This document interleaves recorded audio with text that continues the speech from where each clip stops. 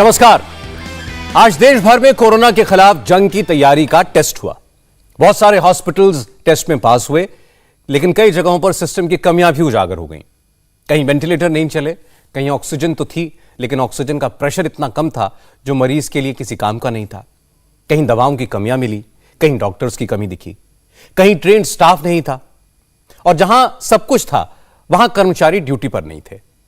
कुछ जगहों पर एम्बुलेंस मौजूद थी, एम्बुलेंस मरीज को लेकर हॉस्पिटल पहुंच गई, लेकिन एम्बुलेंस में स्ट्रेचर फंसी की फंसी रह गई। आज वो सारी कमियां सामने आ गई जो इलाज के वक्त दिखती तो मरीजों की जान मुसीबत में पड़ सकती थी। कहां कहां ये कमियां नजर आईं, उन्हें दुरुस्त करने के लिए क्या भरोसा दिया गया, और अब सरकार का दावा क्या है, आज ये सब आपको बताऊंगा आज की बात में। इसके अलावा आपको यह भी दिखाऊंगा कि चीन में बिगड़ते हालात के बीच कोविड रिस्ट्रिक्शंस खत्म करने के फैसले पर चीन के लोगों का क्या कहना है। शुरुआत करते हैं अपने देश की खबरों से।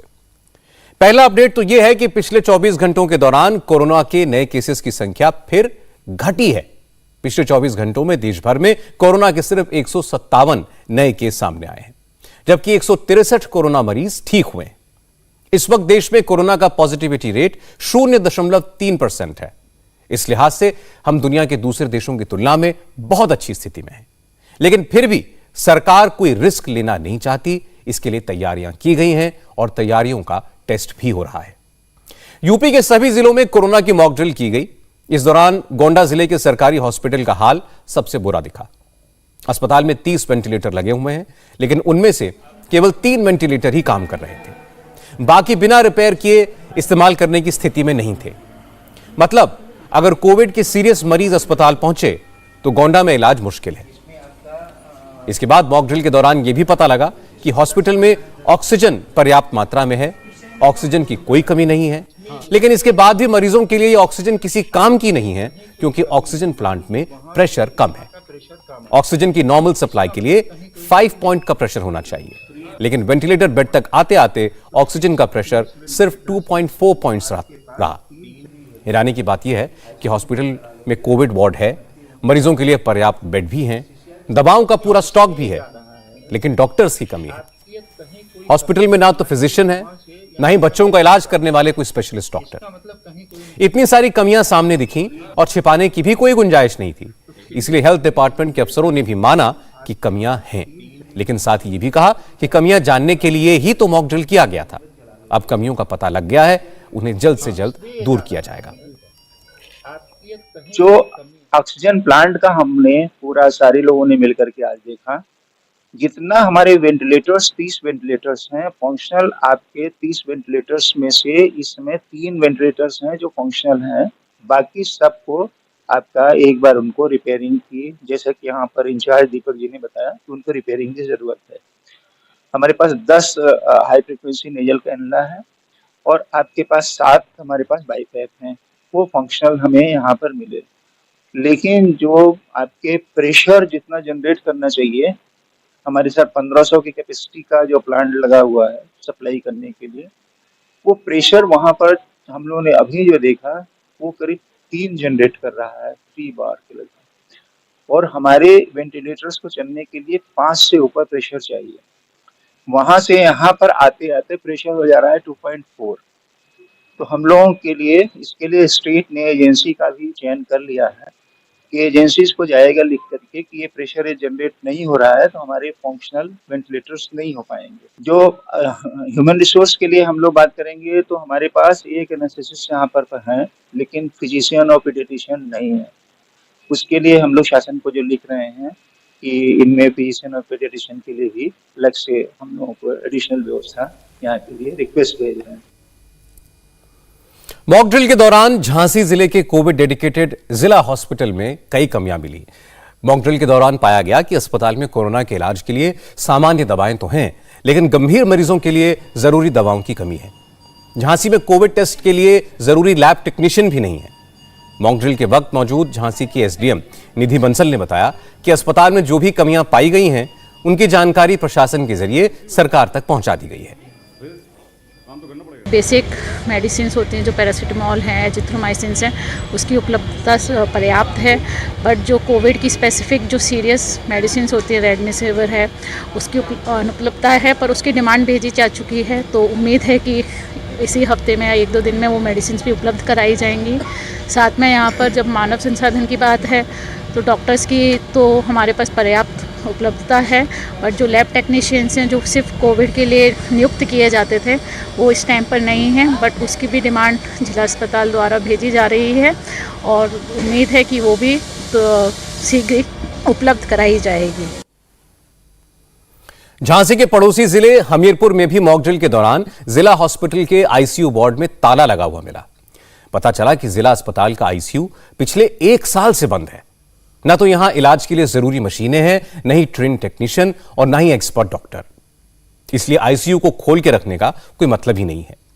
अधिकारियों ने बताया कि अगर हमीरपुर में जिला हॉस्पिटल में कोई सीरियस पेशेंट आता है तो उसे कानपुर रेफर कर दिया जाता है।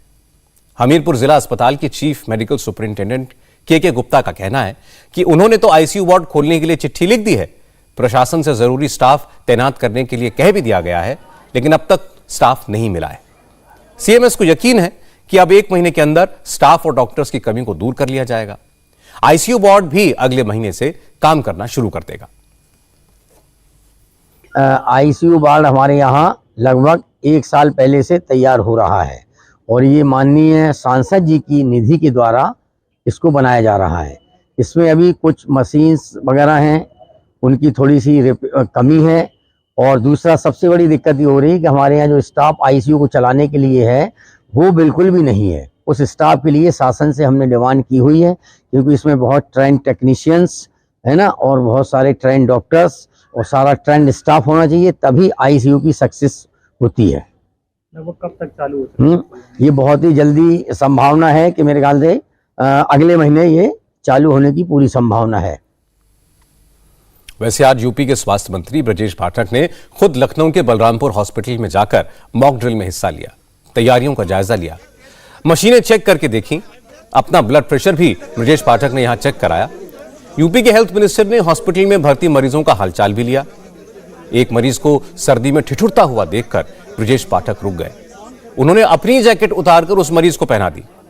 इसके बाद ब्रजेश पाठक ने कहा कि वैसे तो कोविड की नई लहर से निपटने के लिए यूपी पूरी तरह तैयार है, लेकिन जिन जिन अस्पतालों में कमियां पाई गई हैं उन्हें जल्द से जल्द दूर कर लिया जाएगा। बलरामपुर हॉस्पिटल में हमने अपने ऑक्सीजन प्लांट्स को देखा है। ऑक्सीजन की पाइपलाइन में ऑक्सीजन का प्रवाह ठीक ढंग से आ रहा है, वो हमारे चिकित्सकों ने चेक किया है। और इसके अलावा वेंटिलेटर्स प्रॉपर ढंग से काम कर रहे हैं। हमारा चिकित्सक स्टाफ पूरी तरह उपस्थित है, नर्सेज स्टाफ उपस्थित है, पैरामेडिकल स्टाफ उपस्थित है। मॉक ड्रिल पूरे दिन चलेगा और प्रदेश के जितने कोविड के अस्पताल हैं सब में एक साथ हम 10 बजे से प्रारंभ किए और शाम तक चलेंगे। तो ये जो मॉक ड्रिल है इसका क्या आपको लगता है कि इससे क्या है कि आने वाली चुनौती से निपटने के लिए हमारी तैयारियां कैसी हैं, हम हर चीज निपटने के लिए तैयार है, कोई दिक्कत नहीं है। मॉक ड्रिल के बाद क्या जो इसमें आपको रिपोर्ट्स मिलेंगी उसका क्या करेंगे? जैसे कोई मशीन नहीं चल रही है उसको हम सुधार कर लेंगे। कोई चिकित्सक समय से नहीं आया उसको राय देंगे, उससे रिक्वेस्ट करेंगे भैया समय से आओ। कोई नर्स हमारी बहन आज नहीं आ पाई उससे भी रिक्वेस्ट कर लेंगे कि अब कोविड जब तक हमारा निपट नहीं जाता, इस चुनौती जो सामने दिख रही है, तब तक सब लोग समय से अस्पताल में आए। पैरामेडिकल स्टाफ को अलर्ट करेंगे, उसका कार्य व्यवहार और अच्छा हो। हमारे मरीजों से भगवान की तरह मुझे सेवा करनी है, इसलिए हम लोग आज कोविड का ये मॉक ड्रिल कर रहे हैं। यूपी के पड़ोसी राज्य उत्तराखंड में भी कोविड प्रिपरेशन की को लेकर मॉक ड्रिल हुई। इस दौरान सरकारी अस्पतालों की तैयारियों में कई कमियां दिखाई दी। उधम सिंह नगर के खटीमा में कोविड डेडिकेटेड हॉस्पिटल में कर्मचारियों की कमी सामने आई। हॉस्पिटल के पास एम्बुलेंस हैं, लेकिन एम्बुलेंस का इस्तेमाल इसलिए नहीं हो रहा है क्योंकि एम्बुलेंस चलाने के लिए ड्राइवर नहीं है। कोरोना के खिलाफ जंग की मॉक ड्रिल में खटीमा के एसडीएम ने कहा कि कोविड डेडिकेटेड हॉस्पिटल्स में जो भी कमियां दिखी हैं उन्हें दूर करने के लिए सरकार को चिट्ठी लिखेंगे। साथ ही जो हमारे वेंटिलेटर्स वगैरह है वो सब फंक्शनल कंडीशंस में, सारी हमारी तैयारियां पूरी हैं। थोड़ी सी स्टाफ की कमी है जिसको हम जिलाधिकारी महोदय को बता देंगे कि हमारे 2 एम्बुलेंसेस 3 है लेकिन ड्राइवर सिर्फ 1 ही है। तो उसमें हम जिलाधिकारी महोदय से रिक्वेस्ट करना चाहेंगे कि थोड़ा सा हमारे पास पीआरडी के माध्यम से या किसी अन्य माध्यम से हमें ड्राइवर सेवा मिल जाए। और थोड़ा पैरामेडिकल स्टाफ्स की भी कमी है, तो इस पर भी हम डीएम साहब के संज्ञान में लाएंगे ताकि हमारी पूरी प्रिपेयर्डनेस रहे कोविड को फाइट करने। कोरोना प्रिपेयर्डनेस की मॉकड्रिल के दौरान आज राजस्थान में भी कई जगह पर बड़ी कमियां पाई गईं। अजमेर के जवाहरलाल नेहरू हॉस्पिटल में ऑक्सीजन का प्लांट ही बंद था। जवाहरलाल नेहरू हॉस्पिटल अजमेर का सबसे बड़ा डिविजनल हॉस्पिटल है। इस अस्पताल में ऑक्सीजन प्लांट तो है, लेकिन तकनीकी खराबी की वजह से चलता नहीं है। हॉस्पिटल में ऑक्सीजन प्लांट बंद पड़ा है, इसलिए ऑक्सीजन के सिलेंडर भी खाली है। मॉकड्रिल के दौरान सुपरविजन की जिम्मेदारी जवाहरलाल नेहरू मेडिकल कॉलेज के प्रिंसिपल वीर बहादुर सिंह और अस्पताल के सुपरिंटेंडेंट नीरज गुप्ता के पास थी। मॉकड्रिल के दौरान जब ऑक्सीजन प्लांट नॉन फंक्शनल दिखाई दिया तो तुरंत उसे रिपेयर करने के आदेश दिए गए।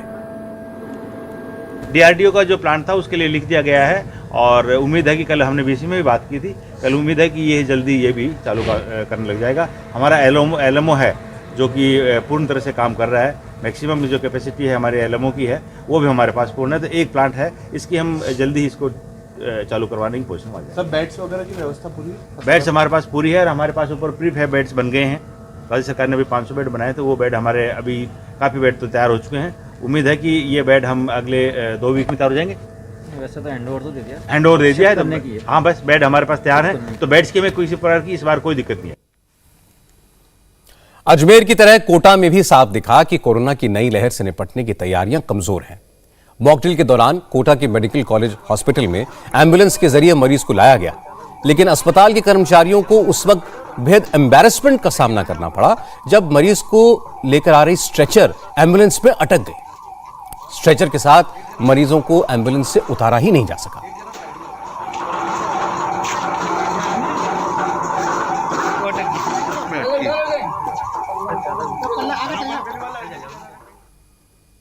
अब आपको बताते हैं मध्य प्रदेश के अस्पतालों का हाल।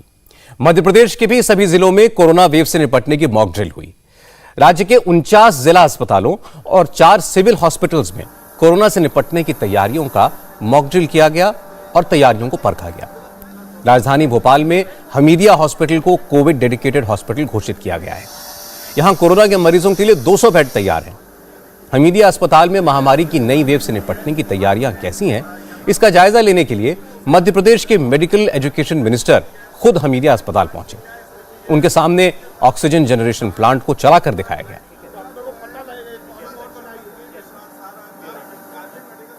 यहाँ से आ रही है सप्लाई, यहाँ से आ रही है, तो ये ओपन क्यों है लाइन? सर इसकी जो पाइपिंग किया हुआ था वो अभी उसको अभी करवाओ आज ही, और इसको अंदर करवाओ, किसी के पैर में उलझेगा, गड़बड़ हो जाएगा। कोरोना की पिछली वेव के दौरान दिल्ली में हालात खराब थे। ऑक्सीजन की जबरदस्त किल्लत हुई थी। केंद्र सरकार ने ऑक्सीजन की सप्लाई बढ़ा दी, लेकिन उस वक्त ऑक्सीजन को स्टोर करने के लिए इंफ्रास्ट्रक्चर मौजूद नहीं था। इसलिए इस बार ऑक्सीजन जनरेशन प्लांट्स के साथ साथ ऑक्सीजन को स्टोर करने के इंफ्रास्ट्रक्चर पर भी ध्यान दिया गया है। दिल्ली के सबसे बड़े कोविड डेडिकेटेड हॉस्पिटल एलएनजेपी में मॉकड्रिल का निरीक्षण करने पहुंचे दिल्ली के deputy chief minister Manish Sisodia ने कहा कि वैसे तो दिल्ली में कोरोना पूरी तरह से काबू में है, लेकिन इसके बाद भी दिल्ली में कोविड के मरीजों के 10,000 बेड्स तैयार हैं। जरूरत पड़ी तो दिल्ली में कोरोना के मरीजों के लिए बेड्स की तादाद 38,000 तक बढ़ाई जा सकती है। मनीष सिसोदिया ने कहा कि अगर हालात बदले तो भी इस बार दिल्ली में कोरोना के मरीजों के लिए ऑक्सीजन की कमी नहीं पड़ेगी। 8,200 बेड्स इस वक्त कोविड के लिए डेडिकेटेड हैं। इनको ऐसे इमीडिएटली बढ़ाना हो तो हमारे पास 25,000 बेड्स जो हमारे पास में थे, और अगर उनको और थोड़ा एक्सटेंड करना पड़े तो हम 36,000 तक इनको कर सकते हैं। हमारे पास नए सिलेंडर्स भी अब हैं जो अभी पिछले कोविड वेव्स के दौरान खरीदे गए थे। हमारे पास टैंकर्स भी हैं अब ऑक्सीजन लाने ले जाने के लिए। सबसे बड़ी प्रॉब्लम उस दौरान ये हुई थी। तो दिल्ली सरकार के हॉस्पिटल, दिल्ली सरकार के हेल्थ डिपार्टमेंट पूरी तरह से तैयार है अगर इस तरह की किसी चैलेंज का सामना करना पड़ेगा। दिल्ली सरकार के नहीं है, दिल्ली सरकार के ये दिल्ली सरकार के हॉस्पिटल्स में पैनिक होने की कोई जरूरत नहीं है। देश भर में जो जिस तरह के भी केसेस सामने आए हैं, जो प्राइमरी डेटा है, हालांकि अभी जीनोम सीक्वेंसिंग के बारे में कहना है कि डॉक्टर्स का कि अभी टाइम लगेगा जीनोम सीक्वेंसिंग के रिजल्ट्स आने में, लेकिन प्राइमरीली जो डेटा सामने आ रहा है देश भर में वो ये है कि इस वेरिएंट से भी घबराने की जरूरत नहीं है। हो सकता है ये वेरिएंट भी उसी तरह का हो जिस तरह का पिछला वाला वेरिएंट था, जिसमें लोगों को कोविड तो हुआ लेकिन कोई नुकसान नहीं हुआ। वैसे इस समय कोरोना काबू में है। हमारे देश में पिछले 24 घंटों के दौरान कोरोना के सिर्फ 157 नए मरीज मिले हैं। देश भर में कोरोना के कुल एक्टिव केसेस की तादाद है 3,421। तो हालात पूरी तरीके से कंट्रोल में है, लेकिन इसके बाद भी सरकार एक्शन मोड में दिखाई दे रही है। आज दिल्ली में खुद central health minister Mansukh Mandaviya ने सफदरजंग हॉस्पिटल पहुंचकर तैयारियों का जायजा लिया। सफदरजंग अस्पताल में हेल्थ मिनिस्टर ने ऑक्सीजन सप्लाई का इंतजाम, वेंटिलेटर्स की हालत, बेड्स और दवाओं का स्टॉक देखा। मनसुख मांडविया ने कहा कि वो तैयारियों से संतुष्ट हैं। सरकार हर परिस्थिति का सामना करने के लिए तैयारी कर रही है, लेकिन जरूरत इस बात की है कि लोग खुद कोविड प्रोटोकॉल का पालन करें और ऐसे हालात बनने ही ना दें जिससे कोरोना काबू से बाहर हो। लगातार भारत सरकार की ओर से कोविड आने वाले दिनों में देश में न फैले उसके लिए तैयारी की जा रही है। सभी राज्य के हेल्थ मिनिस्टर के साथ विस्तार से बातचीत हुई है। देश के इंडियन मेडिकल एसोसिएशन के डॉक्टर मित्रों के साथ भी बातचीत हुई है और आज सारे देश में जो कोविड ट्रीटमेंट देने वाली सभी अस्पताल में मॉक ड्रिल की जा रही है ताकि हमारी सारी हॉस्पिटल कोविड केस देश में बढ़े तो संपूर्ण तरीके से तैयार रहे, ताकि देश के नागरिकों को दिक्कत ना रहे और उसको अच्छी तरह से ट्रीटमेंट मिल सके। आज सफदरजंग अस्पताल में मैंने प्रत्यक्ष आके कोविड वार्ड का निरीक्षण किया और आने वाले दिनों में शायद कोविड के केस बढ़े तो उसके सामने पूरी तैयारी करना आवश्यक है और इस तरह से तैयारी हो रही है। आज सरकार ने एक और बड़ा फैसला लिया। नाक से दी जाने वाली नेजल वैक्सीन की कीमतें आज तय कर दी गई। सरकारी अस्पतालों में नेजल वैक्सीन की डोज 325 रुपए में लगाई जाएगी, जबकि प्राइवेट अस्पतालों में इसकी कीमत होगी 800 रुपए। भारत बायोटेक की इस नेजल वैक्सीन को सरकार ने इसी महीने अप्रूवल दिया है। इस वैक्सीन को लेने के लिए कोविन ऐप पर रजिस्टर करना होगा। फिलहाल नेजल वैक्सीन वही लोग ले सकेंगे जिन्होंने कोरोना की वैक्सीन की 2 खुराक पहले से ले रखी हैं। यानी फिलहाल नेजल वैक्सीन का इस्तेमाल बूस्टर डोज की तरह ही होगा। सरकारी और प्राइवेट हॉस्पिटल्स में नेजल वैक्सीन जनवरी के आखिरी हफ्ते से अवेलेबल हो जाएगी। जिन लोगों ने कोवैक्सीन या कोविशील्ड की दोनों डोज ली हैं, वो लोग नेजल वैक्सीन का बूस्टर डोज ले सकते हैं। सरकार का कहना है कि आगे चलकर यह डबल डोज वैक्सीन के तौर पर भी उपलब्ध होगी। नेजल वैक्सीन को अप्रूवल ऐसे वक्त में मिला है जब अमेरिका, साउथ कोरिया, ब्राजील और यूरोप के कई देशों में कोरोना के मरीज तेजी से बढ़ रहे हैं। हालांकि कोरोना के संक्रमण की सबसे तेज रफ्तार चीन में देखी जा रही है। हालांकि चीन ने अब कोरोना के नए मरीजों का डेली काउंट बताना ही बंद कर दिया है, लेकिन वहां से जो तस्वीरें आ रही हैं उनसे पूरी दुनिया को यह पता चल रहा है कि चीन में हालात कितने खराब हैं। चिंता की बात यह है कि इस बार चीन में कोरोना का सबसे ज्यादा शिकार बुजुर्ग हो रहे हैं। कोरोना वायरस से चीन में मरने वालों की तादाद इतनी ज्यादा है कि अब फ्यूनरल होम्स के बाहर कई किलोमीटर लंबी लाइनें नजर आने लगी हैं। जो तस्वीरें आप देख रहे हैं ये ग्वांगडोंग के फ्यूनरल होम की हैं। यहां पर लोग कोरोना का शिकार हुए परिवार वालों के अंतिम संस्कार के लिए आ रहे हैं, लेकिन दिक्कत यह है कि लाश को सड़क पर रखकर कई दिनों तक अपनी बारी का इंतजार करना पड़ रहा है। कोरोना के इन्फेक्शन की रफ्तार इतनी तेज है कि लोगों के लिए अब अपना बचाव करना मुश्किल हो रहा है। चीन के बहुत से नागरिक अपने आप को कोरोना के संक्रमण से बचाने के लिए गैस मास्क पहनकर घर से बाहर निकलते हैं। क्रेमेटोरियम में भी लोग बॉडी सूट पहने नजर आ रहे हैं। इस तरह के बॉडी सूट डॉक्टर और कोरोना के मरीजों के इलाज के वक्त पहने जाते हैं। चीन ने जब से जीरो कोविड पॉलिसी खत्म की है, तभी से वहां कोरोना का मानिए विस्फोट हो गया। चीन के डॉक्टर्स कहते हैं कि उन्होंने अपने पूरे करियर में ऐसे हालात कभी नहीं देखे। अस्पतालों ने अपना स्टाफ 20 से 30% तक बढ़ा लिया है, लेकिन कोरोना के मरीजों की संख्या इतनी ज्यादा है कि यह बढ़ा हुआ स्टाफ भी कम पड़ रहा है। आईसीयू में मरीजों को जमीन पर लिटाकर इलाज किया जा रहा है। 3 साल पहले चीन के वुहान में कोरोना वायरस का पहला मरीज मिलने के बाद इस वक्त चीन सबसे बड़ी लहर का सामना कर रहा है, लेकिन चीन की सरकार लगातार कोविड संबंधी पाबंदियां हटाती जा रही है। इससे संक्रमण और भी तेजी से फैल रहा है। यहाँ तो मरीजों की भीड़ लगी हुई है। लोगों को सांस की बीमारी है। भयंकर रूप से बीमार मरीजों की कतार लगी है। आईसीयू में तो अब ज्यादातर उन्हीं मरीजों का इलाज हो रहा है जिन्हें कोरोना और निमोनिया हुआ है, जिन्हें सांस की बीमारी है। हमारे पास इस वक्त डॉक्टरों और नर्सों की भारी कमी है। सांस की बीमारी और इमरजेंसी विभाग में तो इतने मरीज हैं कि कोई देखभाल करने वाला ही नहीं है। अब हमने कोविड-19 के सामान्य मरीजों के लिए 2 नए वार्ड बना दिए हैं। कोरोना विस्फोट के बीच चीन ने सारी पाबंदियां हटा ली हैं। अब विदेश से आने वालों को क्वारंटीन नहीं किया जाएगा। चीन से हांगकांग जाने की परमिशन भी दे दी गई है। हांगकांग और मकाओ से चीन आने वाले लोगों के लिए लैंड बॉर्डर भी खोले जा रहे हैं। चीन की सरकार ने कहा है कि अब वो सिर्फ गंभीर रूप से बीमार लोगों और सांस लेने में दिक्कत का सामना करने वाले लोगों के इलाज पर जोर देगा। बुजुर्गों के वैक्सीनेशन का डोर टू डोर कैंपेन चलाया जाएगा। चीन की सरकार कह रही है कि कोरोना के सिस्टम में कोरोना के शिकार जिन लोगों में कोई सिम्टम नहीं है, जो लोग कमजोरी महसूस नहीं करते हैं, उन्हें अब काम पर भी लौटना होगा।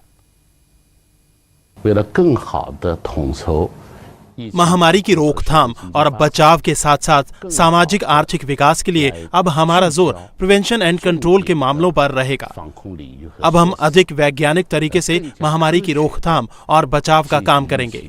इसीलिए हमने क्लास बी बीमारी का क्लास ए मैनेजमेंट बदल दिया है। अब इसे बदलकर क्लास बी मैनेजमेंट कर दिया गया है। अब हमारा ध्यान गंभीर मामलों, मौत और स्वास्थ्य पर अधिक होगा, जिससे हम देश का सामाजिक आर्थिक विकास अधिक बेहतर ढंग से कर सकेंगे। अचानक जीरो कोविड पॉलिसी को खत्म करने और उसके बाद कोरोना से बिगड़े हालात को देखकर चीन के लोगों में खौफ है। लोग मजबूरी में ही घर से निकल रहे हैं। सरकार के आदेश के बाद अब उन्हें काम पर भी जाना पड़ रहा है, लेकिन उनमें डर है। लोगों का कहना है कि सरकार को एक झटके में जीरो कोविड पॉलिसी खत्म नहीं करनी चाहिए थी। अचानक सारी बंदिशों में ढील देने से महामारी फिर से कहर बरपा सकती है। निश्चित रूप से मैं थोड़ी परेशान हूँ, लेकिन रोजी रोटी के लिए आपको सामान्य रूप से काम करने लायक होना चाहिए, है ना?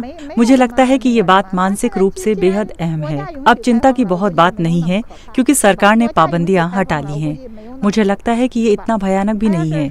अगर वायरस बहुत ज्यादा संक्रामक है और सबकी जान खतरे में है तो सरकार को रियायतें नहीं देनी चाहिए। अस्पताल मरीजों से भरे हुए हैं, इमरजेंसी रूम मरीजों से भरे हैं, जिनको देखने वाला कोई नहीं है। ऐसे में ये बड़ी समस्या है। सरकार को और धीरे धीरे पाबंदियां हटानी चाहिए थी। भले ही इस वायरस से मौत की दर बहुत गंभीर नहीं है, लेकिन पहला झटका तो अभी भी बहुत खराब अनुभव देने वाला रहा है। सारी पाबंदियां अचानक से हटा ली गईं। हम इसके लिए बिल्कुल भी तैयार नहीं थे। मुझे अकेले बीमारी थी तो कोई दिक्कत नहीं हो रही थी। जब मैं संक्रमित थी तो खुद से दवाइयां ले सकती थी, लेकिन बाद में मेरे परिवार के सारे सदस्य संक्रमित हो गए। बच्चे बूढ़े सब इन्फेक्ट हो गए। तो ये चिंताजनक तो है ही, है कि नहीं? चीन अब वही कर रहा है जो भारत ने कोरोना की दूसरी लहर के बाद किया था। प्रधानमंत्री नरेंद्र मोदी ने वैक्सीनेशन की रफ्तार बढ़ाने और उसके साथ साथ रिस्ट्रिक्शंस में ढील देने का फैसला किया था। उस वक्त यहां मोदी सरकार की जमकर आलोचना हुई थी। मोदी ने लॉकडाउन से इनकार कर दिया था, सावधानी के साथ कोरोना के साथ जीने की आदत डालने की अपील की थी, और अब इसका असर दिख रहा है। हमारे देश के 90% लोगों में हर्ड इम्यूनिटी डेवलप हो चुकी है। वैक्सीन ने भी अपना असर दिखाया है। इसका नतीजा यह है कि जब दुनिया के बड़े बड़े मुल्कों में कोरोना के केसेस तेजी से बढ़ रहे हैं, तब हमारे देश में कोरोना पूरी तरह से काबू में है। हालांकि सरकार का दावा है कि अगर हालात बिगड़ते भी हैं तो भी किसी किस्म की दिक्कत नहीं होगी, क्योंकि पिछली लहर के दौरान जो कमियां सामने आई थीं उन्हें अब दूर कर लिया गया है। हालांकि सरकार को यह उम्मीद है कि अगर लोग खुद कोविड प्रोटोकॉल का पालन करेंगे, सोशल डिस्टेंसिंग रखेंगे, वैक्सीन की बूस्टर डोज लगवाएंगे, तो अस्पताल जाने की किसी को जरूरत पड़ेगी ही नहीं। इस वक्त देश में कोरोना से जंग की तैयारी हो रही है, लेकिन इससे सियासत पर कोई फर्क नहीं पड़ रहा। उत्तर प्रदेश में अब लोकल बॉडी इलेक्शंस में पिछड़े वर्ग के रिजर्वेशन को लेकर सियासत हो रही है। असल में इलाहाबाद हाईकोर्ट ने कह दिया है कि जब तक ट्रिपल टेस्ट फॉर्मूला लागू नहीं होता, तब तक लोकल बॉडी इलेक्शन में पिछड़े वर्ग को आरक्षण नहीं दिया जा सकता। इसलिए सरकार ओबीसी को रिजर्वेशन के बगैर ही नगर निकाय के चुनाव पूरे करवाए। कोर्ट ने कहा कि सरकार ने जिन सीटों पर पिछड़े वर्ग के लिए जिन सीटों को आरक्षित किया था, उन्हें अब सामान्य कोटे की सीटें मानकर चुनाव कराया जाए। कोर्ट के इसी फैसले के आधार पर अब कांग्रेस पार्टी, समाजवादी पार्टी और बहुजन समाज पार्टी समेत तमाम पार्टियां बीजेपी को पिछड़े वर्ग का दुश्मन बता रही हैं। बीजेपी पर धीरे धीरे आरक्षण को खत्म करने का इल्जाम लगा रही हैं। अखिलेश यादव ने कहा कि बीजेपी की सरकार में पिछड़ों का हक छीना जा रहा है और बीजेपी में शामिल पिछड़े नेता चुपचाप सब कुछ बैठे देख रहे हैं। बहुत ही दुर्भाग्य है कि हमारा पिछड़ों का हक छीना जा रहा है, और ये केवल पिछड़ों का हक नहीं छीना जा रहा है। भारतीय जनता पार्टी आज सत्ता में रही तो जो बाबा साहब भीमराव अम्बेडकर जी ने अधिकार दिए हैं, उन अधिकारों को धीरे धीरे छीन लिया जाएगा। अभी कुछ चीज़ें दिखाई दे रही हैं और कुछ चीज़ें नहीं दिखाई दे रही हैं। भारतीय जनता पार्टी हमेशा आरक्षण विरोधी काम किए उसने। भारतीय जनता पार्टी आरक्षण विरोधी है, पिछड़ा विरोधी है, दलित विरोधी है। इन्हें संविधान की किसी भी व्यवस्था से कोई मतलब नहीं है। जो बाबा साहब भीमराव अम्बेडकर जी ने अधिकार दिए थे, उन अधिकारों को धीरे धीरे भारतीय जनता पार्टी छीनना चाहती है, और जितने भी उनमें पिछड़े नेता हैं वो सब मुंह बंद करके बैठे हुए हैं। सरकार जानबूझ करके पिछड़ों का आरक्षण नहीं देना चाहती थी, वो सामने आ गया। अभी तक तो हम लोग नौकरी के लिए चिल्ला रहे थे कि नौकरियों में आरक्षण छीना जा रहा है, और यहाँ तो दिखाई दे गया अब जो आरक्षण मिलना चाहिए था। अगर सरकार सही तरीके से पैरवी करती, सरकार सही तरीके से पक्ष रखती, तो आज पिछड़ों को आरक्षण मिलता। अखिलेश यादव का इशारा deputy chief minister Keshav Prasad Maurya की तरफ था। विरोधी दलों के दूसरे नेताओं ने भी केशव प्रसाद मौर्य का नाम लेकर बीजेपी पर हमला बोला। इसलिए केशव प्रसाद मौर्य सामने आए। उन्होंने कहा कि सरकार अदालत के फैसले को परख रही है, कोई ना कोई रास्ता निकाला जाएगा, लेकिन इतना तय है कि ओबीसी रिजर्वेशन के बगैर चुनाव नहीं कराए जाएंगे। माननीय उच्च न्यायालय इलाहाबाद की लखनऊ खंडपीठ का जो नगरीय निकाय चुनाव के संबंध में फैसला आया है, हम फैसले का स्वागत सम्मान करते हुए विधि विशेषज्ञों के द्वारा देश का अध्ययन करवा रहे हैं। सरकार के स्तर से या तो अन्य कोई रास्ते से जो भी रास्ता अपनाना पड़ेगा, वो रास्ता अपनाते हुए उत्तर प्रदेश के अंदर ओबीसी का आरक्षण शून्य करके भारतीय जनता पार्टी की आदरणीय योगी आदित्यनाथ जी के नेतृत्व वाली सरकार चुनाव नहीं कराएगी। चुनाव जब भी होंगे, जो भी प्रक्रिया अपनानी पड़ेगी, लेकिन अन्य पिछड़ा वर्ग को आरक्षण के साथ चुनाव कराएगी।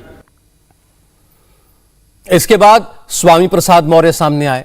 स्वामी प्रसाद मौर्य ने कहा कि बीजेपी पिछड़ों को आगे करके पिछड़ों का ही हक छीन रही है। यह बीजेपी की साजिश है। सरकार ने अदालत में ठीक से पैरवी नहीं की और अब जनता के सामने सच आ चुका है। पिछड़े वर्ग के लोग चुनाव में बीजेपी को सबक सिखाएंगे। इस षड्यंत्र से भाजपा का जो आरक्षण विरोधी चरित्र है वो उजागर हुआ है। पिछड़े वर्ग के लोगों को चाहिए कि भाजपा की इस आरक्षण विरोधी नीति को सही ढंग से समझें,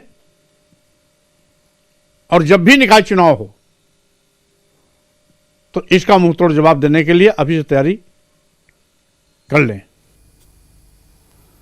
जब अखिलेश यादव, मायावती, स्वामी प्रसाद मौर्य जैसे तमाम नेता बीजेपी पर हमला कर रहे थे, उस वक्त तक योगी आदित्यनाथ ने यह साफ कर दिया था कि नगर निगम के चुनाव पिछड़े वर्ग के रिजर्वेशन हुए के दिए बगैर नहीं कराए जाएंगे। जरूरत पड़ी तो सरकार सुप्रीम कोर्ट जाएगी, लेकिन इस बात को विरोधी दलों ने न देखने की जरूरत समझी न सुनने की। देखा भी तो इग्नोर कर दिया और बीजेपी को पिछड़े वर्ग का दुश्मन घोषित करने में लग गए। हालांकि यह सही है कि हाईकोर्ट ने ट्रिपल टेस्ट की प्रोसेस पूरी करने को कहा है, तभी पिछड़े वर्ग को लोकल बॉडी इलेक्शन में रिजर्वेशन मिल सकता है। और हकीकत यह है कि ट्रिपल टेस्ट की औपचारिकताएं ऐसी हैं जिसे तुरंत कंप्लीट नहीं किया जा सकता। ट्रिपल टेस्ट में उत्तर प्रदेश सरकार को पहले एक कमीशन बनाना होगा। यह कमीशन देखेगा कि यूपी में अदर बैकवर्ड क्लासेस यानी ओबीसी की स्थिति क्या है, उन्हें आरक्षण देने की जरूरत है या नहीं है। आरक्षण देने के लिए 3 स्तर पर मानक रखे जाएंगे और उसके बाद कमीशन उन सीटों की पहचान करेगा जो ओबीसी वर्ग के लिए आरक्षित होनी चाहिए। इसके बाद कमीशन की रिपोर्ट को सरकार वेरीफाई करेगी। उसके बाद ही लोकल बॉडी इलेक्शन में ओबीसी रिजर्वेशन फाइनल हो पाएगा, जबकि उत्तर प्रदेश में जनवरी के आखिर तक नगर निगमों का कार्यकाल खत्म हो रहा है। इतनी जल्दी ट्रिपल टेस्ट की प्रक्रिया को पूरा करना संभव नहीं है। हालांकि सरकार यह कह रही है कि लोकल बॉडीज के इलेक्शन पिछड़ों को रिजर्वेशन मिलने के बाद ही होंगे और अगर जरूरत पड़ेगी तो सरकार सुप्रीम कोर्ट में अपील करेगी। राज्य सरकार का सूचना है कि माननीय उच्च न्यायालय के निर्देशानुसार आयोग गठित करके ट्रिपल टेस्ट की जो प्रक्रिया है उसे पूर्ण करके हम ओबीसी को आरक्षण देने के बाद ही हम चुनाव कराएंगे और उसके बाद जो चुनावी प्रक्रिया है उसको हम करेंगे।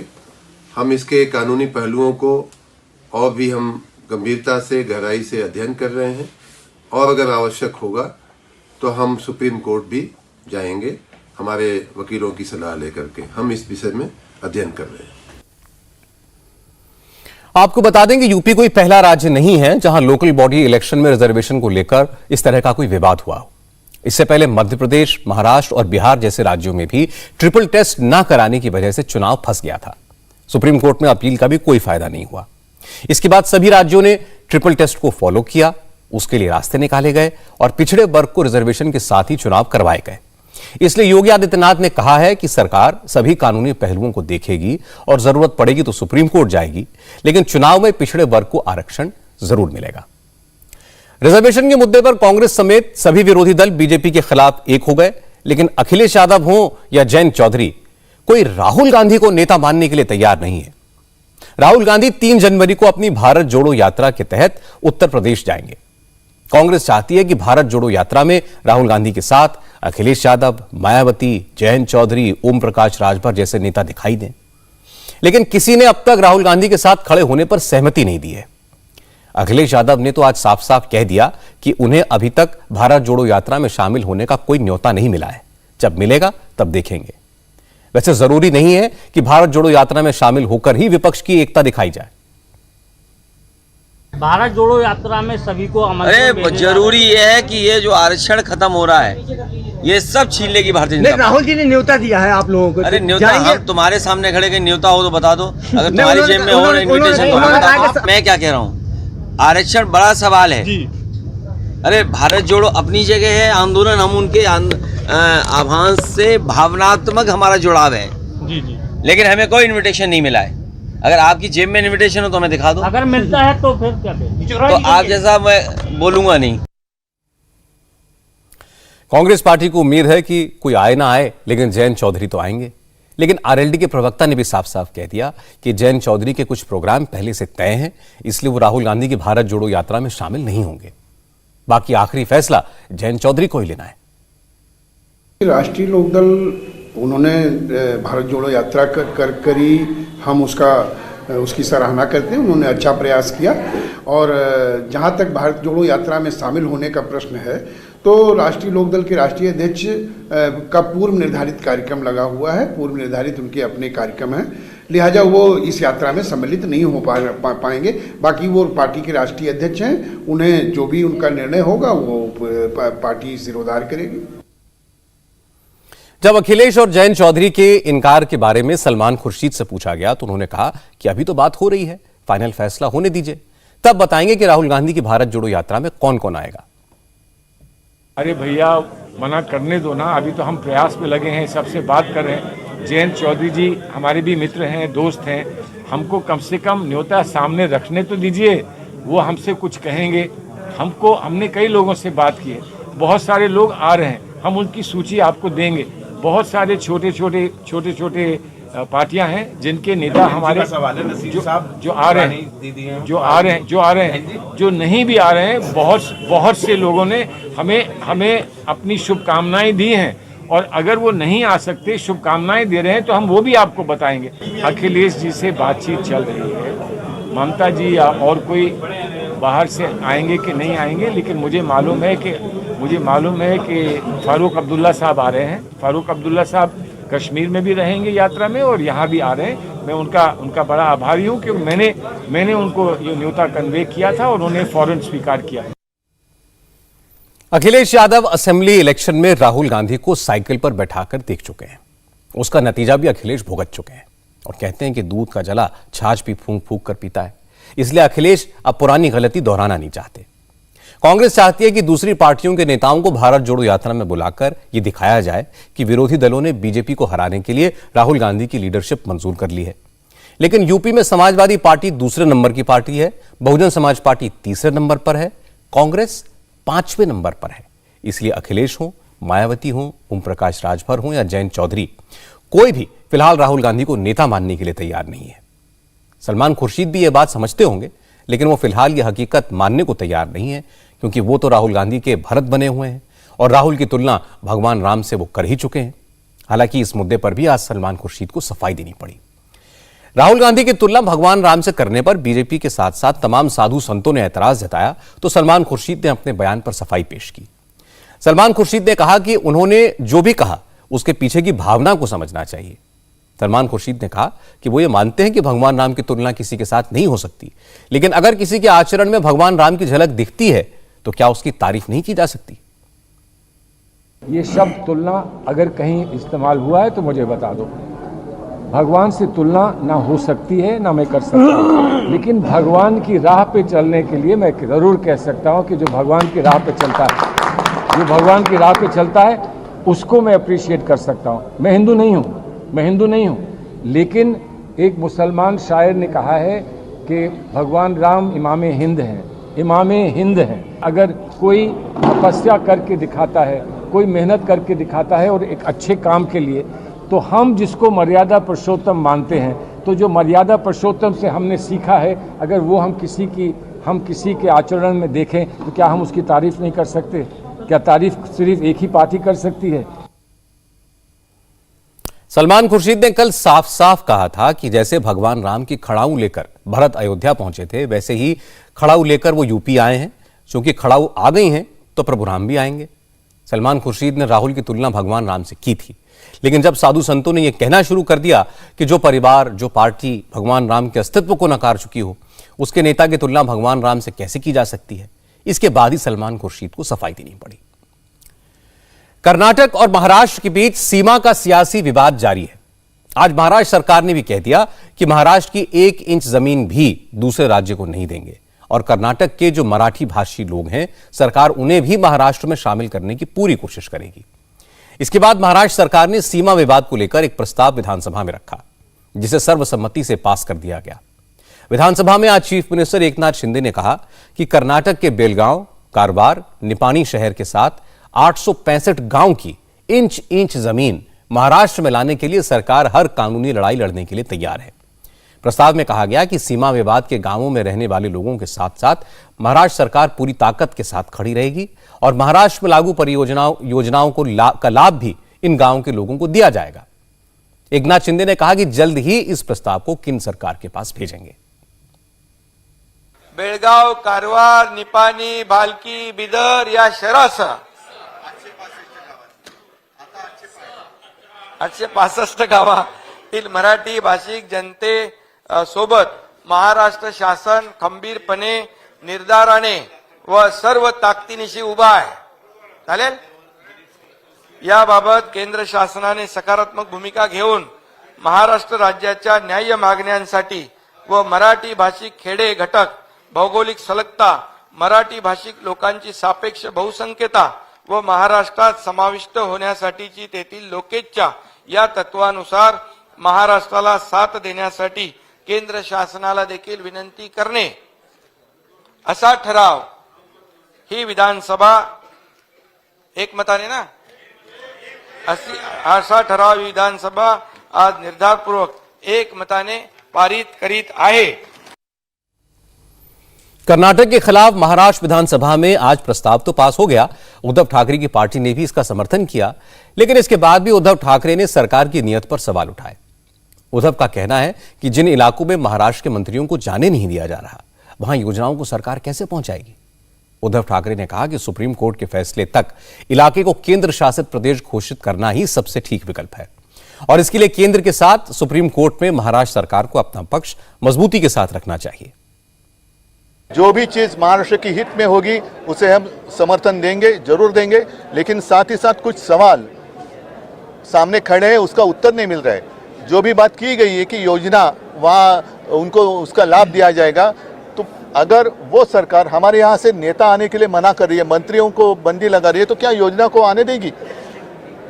और योजना ही देनी है तो उनकी मांग योजना के लिए नहीं है, जो उनके ऊपर अत्याचार हो रहा है, अन्याय हो रहा है, उसके खिलाफ वो आंदोलन कर रहे हैं। और कई सालों से 100 साल से भी ज़्यादा हुए होंगे, वो लगातार कहते आ रहे हैं कि हम मराठी हैं, हमारी मातृभाषा मराठी है, हमें महाराष्ट्र में आना है, महाराष्ट्र में जाना है। तो उसके लिए हम क्या कर रहे हैं? हाँ, जैसे मैंने कल कहा था कि जब तक और तब तक एक बात होती है, जब तक सुप्रीम कोर्ट का फैसला होता नहीं तब तक ये पूरा जो विवादास्पद विभाग है, प्रदेश है, उसको केंद्र शासित किया जाए। लेकिन आज उसका उत्तर दिया गया कि 2008 में सुप्रीम कोर्ट ने ये कहा कि केंद्र शासित नहीं हो सकता, जो भी स्थिति है वो जैसे थी होनी चाहिए। तो क्या 2008 में जो स्थिति है और आज 2022 की स्थिति जैसे थी है क्या? दोबारा सर्वोच्च न्यायालय में जाना चाहिए, दोबारा मतलब जो अभी केस चल रही है उसमें, और उनको कहना चाहिए कि आपने जो बात कही थी हम तो मान रहे हैं, हमने कभी आपकी बातों का अवमान नहीं किया, कर्नाटक सरकार कर रही है और अब स्थिति हाथ से बाहर जा रही है, तो कम से कम अभी जब तक आपका फैसला होता नहीं है तब तक ये पूरा जो विभाग है वो केंद्र शासित किया जाए। महाराष्ट्र कांग्रेस के अध्यक्ष नाना पटोले ने भी कहा कि कांग्रेस महाराष्ट्र की जनता के साथ है, इसलिए उन्होंने प्रस्ताव का समर्थन किया है। लेकिन कर्नाटक के चीफ मिनिस्टर का जो रुख है उसका जवाब शिंदे सरकार नहीं दे रही है, इसलिए उन्हें महाराष्ट्र की सरकार से ज्यादा उम्मीद नहीं है। देखो, वो ठहराव को हमने एक मत से पाठिंबा तो दिया है, लेकिन ये बीजेपी की जो सरकार है केंद्र और कर्नाटक और राज्य की, ये सरकार से मराठी भाषिकों को और महाराष्ट्र को न्याय मिले इस तरह का कोई उम्मीद नज़र नहीं आती। जिस तरह से बोबई ने महाराष्ट्र के मराठी भाषिकों और अन्याय करने की जो भूमिका सातत्य से रखी है, मराठी भाषिकों को मारा है, उनके गाड़ियाँ तोड़ी है, लेकिन राज्य सरकार की उस तरह की कोई भूमिका स्पष्ट नहीं हो रही है। और ये सरकार से बहुत उम्मीद नहीं, हमने उनको सपोर्ट किया है क्योंकि ये महाराष्ट्र की जनता की भावना है। महाराष्ट्र बीजेपी के अध्यक्ष चंद्रशेखर बावनकुले ने नाना पटोले और उद्धव ठाकरे को जवाब दिया। चंद्रशेखर बावनकुले ने कहा कि इस मुद्दे पर राजनीति करने का यह वक्त नहीं है, बल्कि एक साथ आकर ताकत दिखाने का वक्त है। महाराष्ट्र की सीमा को लेकर, सीमा विवाद को लेकर स्पष्ट रूप से हम 1 इंच भी जगह नहीं देंगे और पूरा महाराष्ट्र सीमा एरिया में रहने वाले हमारे मराठी जो समुदाय है उनके साथ है और वहाँ का विकास होना चाहिए, डेवलपमेंट देना चाहिए। बहुत ही अच्छा प्रस्ताव लाया है और ये प्रस्ताव को अपोजिशन से मेरी डिमांड है कि इसमें राजनीति ना करें। राजनीति करने के लिए 1000 विषय महाराष्ट्र में है। एक मैसेज जाना चाहिए महाराष्ट्र से कि सारी पार्टियां एक है। ये जो कभी महाभारत में हुआ था ना, मेरा घर, मेरा बेटा, मेरा परिवार, इससे महाभारत हुआ था देश में, तो ऐसा ही महाभारत यहाँ हुआ। तो अपने परिवार को लेकर जिस प्रकार से उन्होंने महाराष्ट्र का सत्यानाश किया, खुद के मुख्यमंत्री बनने की चाहत में 13 करोड़ जनता के साथ बेईमानी की, तो मुझे लगता है वो कभी संतुष्ट नहीं रहेंगे। और आगे तो उनको मालूम है, आगे देवेंद्र जी और एकनाथ जी 2 बैट्समैन हैं और ये सब 6-4 वाले बैट्समैन हैं। ये दोबारा इनको कुछ चांस मिलने वाला नहीं है, इसलिए अभी थोड़ा वो फ्रस्ट्रेशन में है, तो वो फ्रस्ट्रेशन मीडिया में निकालते हैं। महाराष्ट्र और कर्नाटक के बीच सीमा का ये विवाद 70 साल पुराना है। दोनों राज्यों की सरकारें जानती हैं कि विवाद का हल उनके हाथ में नहीं है, मामला सुप्रीम कोर्ट से ही सुलझेगा। लेकिन चूंकि कर्नाटक में चुनाव होने हैं, कर्नाटक और महाराष्ट्र दोनों राज्यों में बीजेपी की सरकार है और चूंकि मामला दोनों राज्यों के लोगों की भावनाओं से जुड़ा हुआ है, इसलिए इसे लेकर बीजेपी को घेरने की कोशिश हो रही है। इसके पीछे मकसद सीमा विवाद को हल करना नहीं, लोगों की भावनाएं भड़काकर सियासी रोटियां सेकना है। बिहार में पब्लिक सर्विसेज कमीशन के पेपर लीक के मुद्दे पर आज बीजेपी ने आरजेडी और जेडीयू पर हमला तेज कर दिया। बीजेपी के नेताओं का कहना है कि पेपर लीक होने के बाद सरकार ने एक शिफ्ट की परीक्षा तो रद्द कर दी, लेकिन क्या सरकार उन नौजवानों को मुआवजा देगी जो पूरी तैयारी करके, पैसा खर्च करके ईमानदारी से परीक्षा देने आए थे? इस मामले में सरकार की तरफ से कोई जवाब नहीं आया। हालांकि सरकार का दावा है कि पेपर करवाने वाले पूरे गिरोह पर शिकंजा कसा जा रहा है। 4 लोग अरेस्ट हो चुके हैं और अब 45 दिन के अंदर दोबारा एग्जामिनेशन भी होगी। हालांकि पेपर लीक कांड के पीछे जो खुलासा हुआ उसे जानकर आप भी हैरान रह जाएंगे। 23 दिसंबर को बीएसएससी के प्रीलिम्स के लिए जो एग्जाम कंडक्ट करवाया गया था, उसकी पहली शिफ्ट 10 बजे से थी। 10 बजे पेपर बांटा गया और मोतिहारी के शांति निकेतन जुबली स्कूल में कमरा नंबर 42 में परीक्षा दे रहे एक कैंडिडेट अजय 10:53 पर पेपर की फोटो अपने भाई विजय को व्हाट्सएप पर भेज देता है। विजय ने इसे पटना में बैठे सॉल्वर गैंग के सदस्यों को भेजा। सॉल्वर गैंग के लोगों ने इसे कुछ व्हाट्सएप ग्रुप्स में भेजा और इस तरह पेपर पूरे बिहार में वायरल हो गया। आपके पास परीक्षा शुरू होने के कितनी देर बाद पहुंचा क्वेश्चन पेपर और कहां से पहुंचा? देखिए 10 बजे परीक्षा शुरू थी, 12:15 बजे तक परीक्षा होनी थी और मेरे पास 10:53 से 11:09 के बीच में पहुंचा था। वही करीब हमको लगता है 8 से 10 पेज में होगा, अलग अलग पेज का फोटो पहुंचा था। तो जैसे ही मेरे पास आया मैंने आर्थिक अपराध इकाई जो साइबर सेल है बिहार सरकार का, उसको फॉरवर्ड कर दिया और सीएमओ को भी ईमेल किया, लेकिन वो सेंड नहीं हो पाया। और उसके बाद हमने समस्त मीडिया बंधुओं को हमने भेज दिया ताकि एक जाए मैसेज कि हाँ ये इस तरह की घटनाएं। उस समय तो ये कन्फर्म नहीं था कि ये सही है कि गलत है, तो हमने ये बताया भी था आर्थिक अपराध इकाई को कि ये सही भी हो सकता है, गलत भी हो सकता है। जांच का विषय एग्जाम के बाद पता चलेगा। पुलिस ने इस केस में फोटो खींचने वाले कैंडिडेट, उसके भाई और सॉल्वर गैंग के 2 लोगों को गिरफ्तार कर लिया है। अब सवाल यह है कि एग्जाम सेंटर में मोबाइल फोन कैसे गया? क्या इस गैंग में सिर्फ कुछ लोग शामिल हैं? पुलिस का दावा है कि वो इन सारे सवालों का जवाब खोज रही है। बड़ी बात यह कि जिस कैंडिडेट ने फोटो सेंड की थी वो बिहार पुलिस के एक दरोगा का बेटा है। ये नकल कराने का एक सीमित प्रयास है कि मुझे क्वेश्चन पेपर मिल गया, मैं क्वेश्चन पेपर को बाहर भेजूं और उसके बाद में मुझे कहीं से आंसर मिल जाए। इसमें उसने मोबाइल फ़ोन का यूज़ किया है और उसने कुछ तकनीक भी यूज़ की है। उन सभी का भी खुलासा ईओयू अपने आगे के अनुसंधान में करेगी और मुझे ऐसा लगता है कि शीघ्र ही इस पूरे मामले में और भी अगर कुछ लोग हैं तो उनकी भी हम लोग जांच कर लेंगे और उन तक भी पुलिस का शिकंजा पहुंच जाएगा। जैसा कि मैंने बताया, अभी तक एक जगह से क्वेश्चन पेपर बाहर आया, एक जगह से क्वेश्चन पेपर अंदर गया। उन सब पूरे चेन के लोगों को अरेस्ट कर लिया गया है। जहां तक इन्विजिलेटर, परीक्षा केंद्र और परीक्षा के जो सुपरिंटेंडेंट, जो केंद्राधीक्षक वगैरह होते हैं, उनकी भूमिका की भी जांच आर्थिक अपराध इकाई सूचना से कर रही है। तेजस्वी यादव के बयान को लेकर बीजेपी हमलावर है। बिहार विधानसभा में leader of opposition Vijay Sinha ने कहा कि अब तेजस्वी यादव इस पर कुछ नहीं बोलेंगे क्योंकि सत्ता में रहने के लिए वो हर समझौता करने के लिए तैयार है। तेजस्वी जी कुर्सी के लिए जिस तरह से